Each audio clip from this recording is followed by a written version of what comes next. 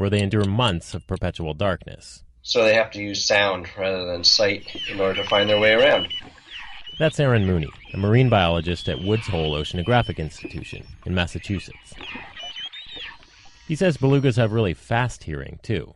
Sound underwater travels 5 times faster than it does in air. And so those guys have to basically perceive and utilize sound 5 times faster than we do. He and his colleagues traveled to Bristol Bay, Alaska, to test belugas' hearing in the wild. They captured 7 belugas for routine physicals and played them a series of frequencies while measuring the whale's brain activity with electrodes. Turns out the whale's hearing was sharp and similar to that of captive belugas, which means they could appreciate sound ranging from about 4 kilohertz to 150, a frequency nearly 8 times higher than the upper limit of our ears. The results are in the Journal of Experimental Biology.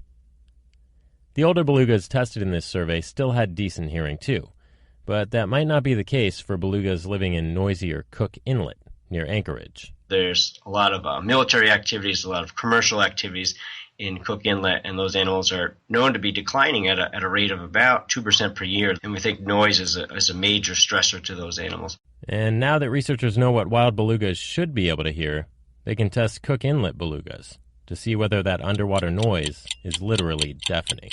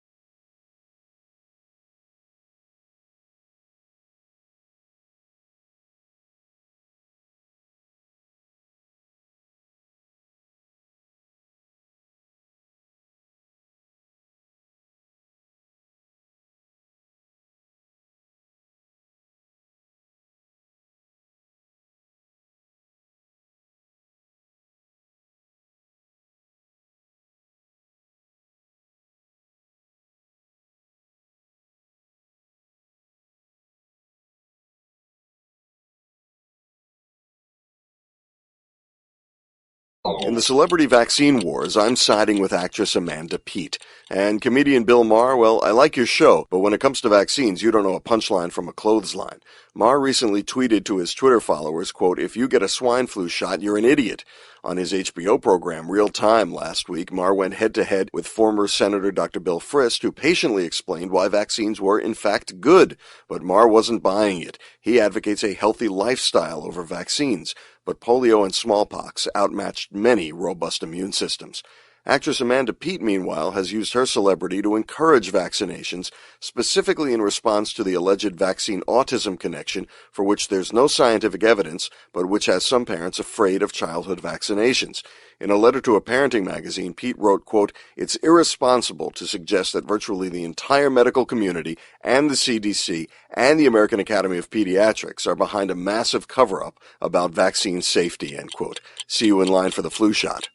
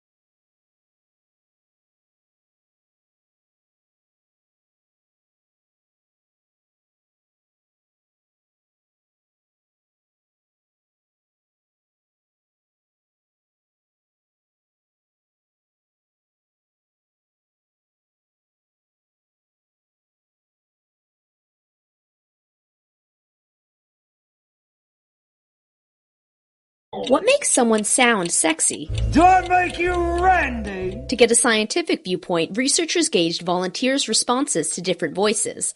The conclusion: voices considered attractive send messages about body size. The work is in the journal PLOS ONE. In the animal kingdom, sound indicates size and intentions. For example, a rough and low frequency call suggests that the vocalizer is large and aggressive, while a clearer, higher frequency signals a small, non-threatening animal. In the study, researchers adjusted a variety of voices to correspond with different body sizes. To do so, they synthesized completely artificial voices and recorded sentences before varying the pitches and resonance. When volunteers listened to the sound samples, men preferred higher-pitched female voices like this one, which suggests a smaller body size. Low-frequency male voices that signaled a large body size were attractive to females. Interestingly, breathiness made both male and female voices more desirable. It certainly explains the enduring popularity of Happy Birthday to you.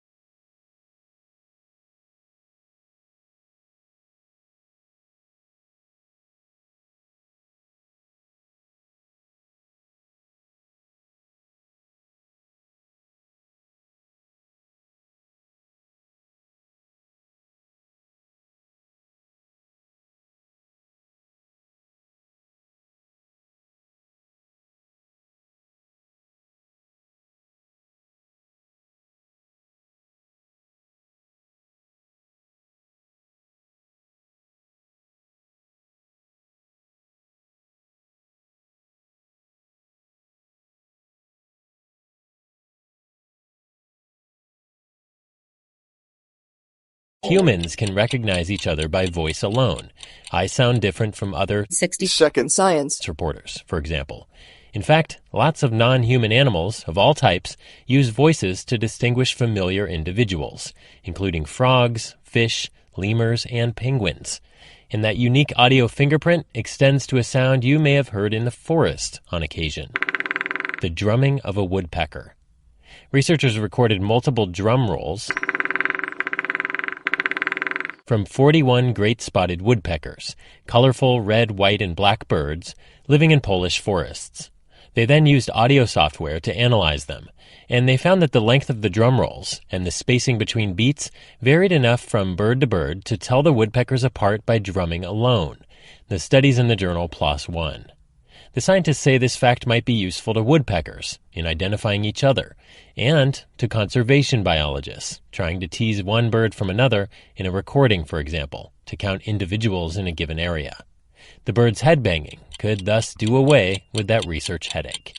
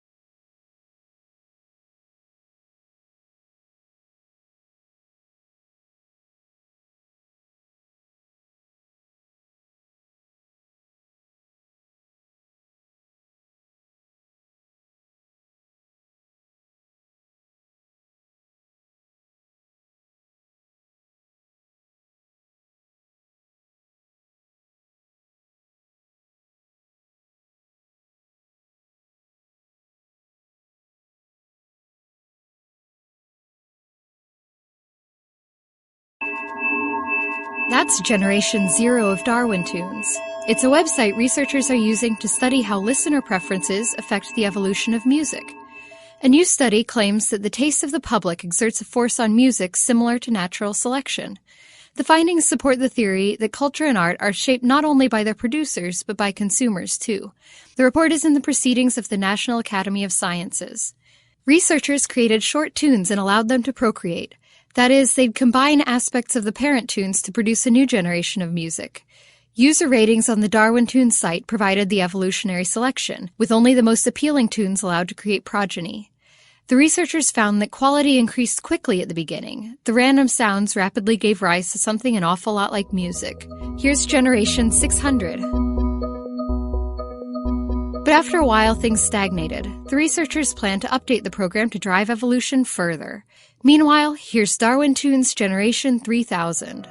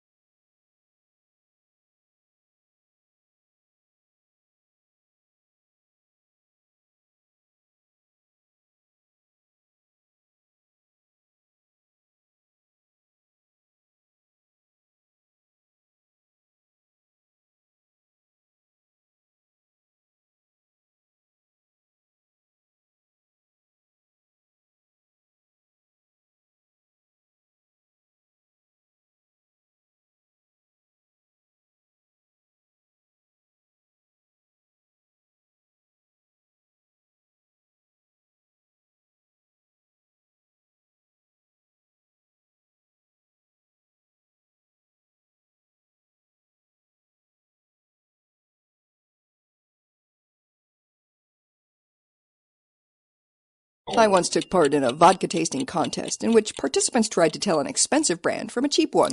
I don't recall the exact outcome, for obvious reasons, but I do know that several people swore they could taste the difference. Well, maybe they could, because according to a study in the Journal of Agricultural and Food Chemistry, different vodkas can have different molecular structures, which could drive drinkers to favor one brand over another. Vodka is an alcoholic beverage that's supposed to be relatively flavorless, so researchers got to wondering, how come people who enjoy the stuff often express brand preference? Being good little scientists, they trotted out their spectroscopic equipment and examined the chemical signatures of 5 different vodkas. What they found is that each brand differs in how its ethanol molecules cluster. In the ethanol water mix we call vodka, some of the ethanol molecules get surrounded by a sort of cage made of water, and different brands differ in how much ethanol is caged. Vodkas with fewer cages might seem more watery than those with more structure. Of course, drink enough of the stuff, and it really won't matter how tightly caged it is. You'll be loose as a gray goose.